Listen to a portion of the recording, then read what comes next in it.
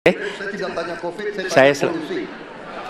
Tenaga uap mengalir ke Jakarta, maka Jakarta punya indikator, karena itu Jakarta mengatakan ada polusi udara. Ya susah kalau kita menyalahkan angin dari mana saja ya. Jadi saya bertanya dengan anggaran segitu besar, jumlah pendidik, langkah-langkah yang bisa dilakukan untuk dengan real dalam 5 tahun mengurangi polusi. Mas Anies pernah jadi gubernur 5 tahun di DKI. Anggaran DKI setahun sekitar 80 T. Jumlah penduduk Indonesia DKI 10 juta kira-kira kurang lebih. APBD Jawa Barat 35 T, jumlah penduduknya 50 juta, 5 kali DKI. Tetapi selama Mas Anies mimpin, sering sekali DKI menerima indeks polusi tertinggi di dunia. Bagaimana dengan anggaran 80 T, Pak Anies sebagai gubernur tidak dapat berbuat sesuatu yang berarti untuk mengurangi polusi? Terima kasih. Pak Prabowo, terima kasih atas pertanyaan yang bagus, tetapi kurang akurat. Saya akan jelaskan, Pak. Ketika satu daerah mengatakan di tempat kami tidak ada COVID, di tempat kami COVID banyak, lalu yang tidak ada COVID kami tanya, kenapa tidak ada COVID? Nah, kami nggak punya alat testing, Pak. Karena tidak punya alat testing, maka tidak ada COVID. Yang punya alat testing, maka ada COVID. Okay? Saya tidak tanya COVID, saya tanya polusi. Boleh saya selesaikan dulu? Ya. Jadi, apa yang terjadi? Di Jakarta kami memasang alat pemantau polusi udara. Bila masalah polusi udara itu bersumber dari dalam kota Jakarta, maka hari ini, besok, minggu depan konsisten selalu akan kotor. Tapi apa yang terjadi? Ada hari di mana kita bersih, ada hari di mana kita kotor.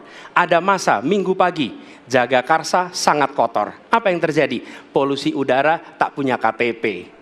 Angin tak ada KTP-nya. Angin itu bergerak dari sana sini. Ketika polutan yang muncul dari pembangkit listrik, tenaga uap, mengalir ke Jakarta, maka Jakarta punya indikator, karena itu Jakarta mengatakan ada polusi udara. Ketika anginnya bergerak ke arah Lampung, ke arah Sumatera, ke arah Laut Jawa, di sana tidak ada alat monitor, maka tidak muncul. Dan Jakarta pada saat itu bersih. Kalau problemnya dari dalam kota saja, maka konsisten tiap waktu. Ya, kita punya masalah polusi. Karena itu kita kerjakan dengan apa? Kita lakukan, Pak. 1, dengan pengendalian emisi dari kendaraan bermotor. Dan pengujian emisi sekarang wajib. Yang kedua, elektrifikasi kendaraan umum. Yang ketiga, konversi kendaraan umum. Dan dulu yang naik kendaraan umum hanya 350.000 per hari, sekarang 1 juta per hari. Jadi itu kita kerjakan untuk menangani soal polusi di Jakarta. Ya susah kalau kita menyalahkan angin dari mana saja ya. Jadi saya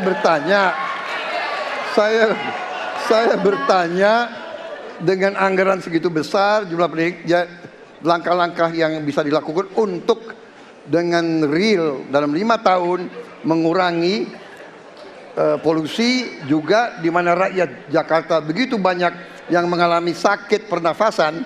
Jadi saya kira kalau kita dengan gampang menyalahkan angin, hujan dan sebagainya, ya mungkin tidak perlu ada pemerintahan kalau begitu ya. Terima kasih. Ya, inilah bedanya yang berbicara pakai data, yang berbicara pakai fiksi. Oke? Ini pakai data.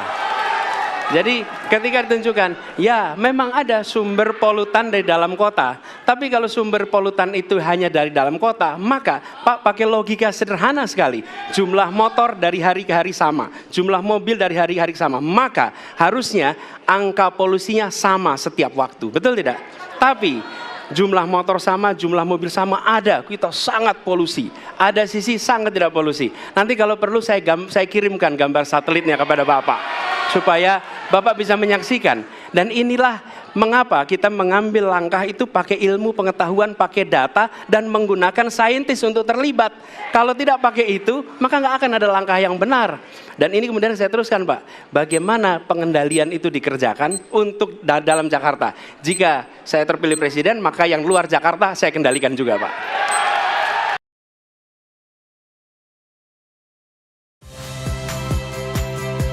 Saya Rizka Clarissa. Saksikan program-program Kompas TV melalui siaran digital, pay TV, dan media streaming lainnya.